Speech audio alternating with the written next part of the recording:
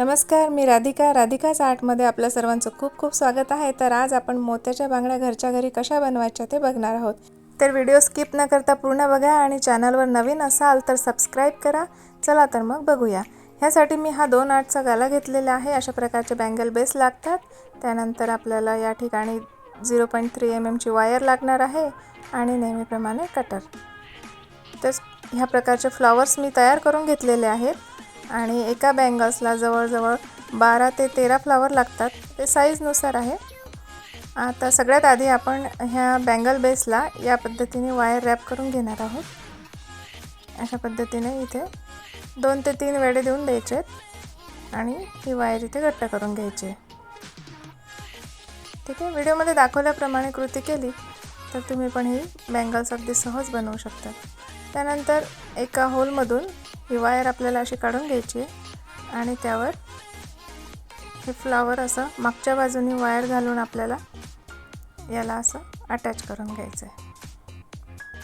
ठीक आहे, या पद्धतीने हे फ्लावर पण आपल्याला आता ह्या बँगल बेसला व्यवस्थितपणे लावून घ्यायचं आहे।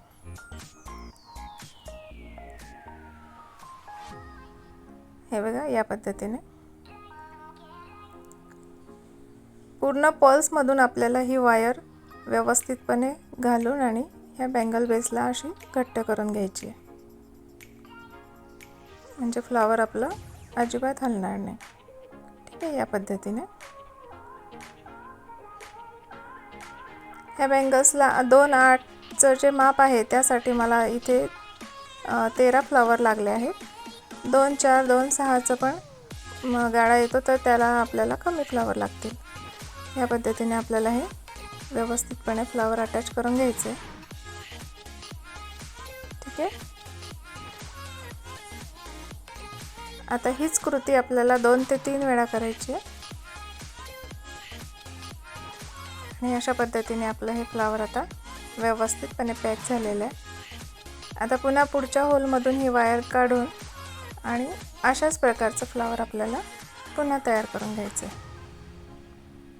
ठीक आहे, तर मी हे तयार करून घेतलेलं आहे। असे बरोबर जास्त गॅप न ठेवता व्यवस्थितपणे आपल्याला लावून घ्यायचं, म्हणजे बँगलचा जो बेस आहे तो कुठूनही आपल्याला असा दिसणार नाही। ठीक आहे, या पद्धतीने व्यवस्थित सगळे फ्लावर मी आता हे लावून घेते। तर व्हिडिओला कुठे स्किप करू नका, म्हणजे तुमच्या लक्षात येईल। अगदी सोपं आहे, ते सहज तुम्ही पण बनवू शकता अशा प्रकारे। आणि हे मोत्याच्या बांगड्या खूप सुंदर दिसतात। हे बघा, या पद्धतीने आपले आता हे दोन्ही फ्लावर लावून झालेले आहेत। आता पुन्हा पुढच्या होलमधून ही वायर काढून आणि हीच कृती आपल्याला पूर्ण करायची आहे। तर या पद्धतीने मी आता हे सगळे फ्लावर लावून घेतले। या ठिकाणी माझी वायर संपलेली आहे, तर नवीन वायर कशी अटॅच करायची ते आपण बघूया। आता हे फ्लावर घेऊन आणि याला पुन्हा नवीन वायर आपल्याला अशा पद्धतीने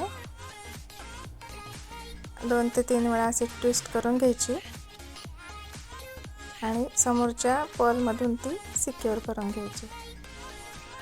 उरलेली वायर मी आता इथे कट करून घेते आणि ह्या पुढच्या पर्लमधून याला असं सिक्युअर करून घेतलं आहे। ठीक आहे, या पद्धतीने आपण नवीन वायर पण लावून घेऊ शकतो आणि याला आता बँगल बेसवर परत मी आता लावून घेते।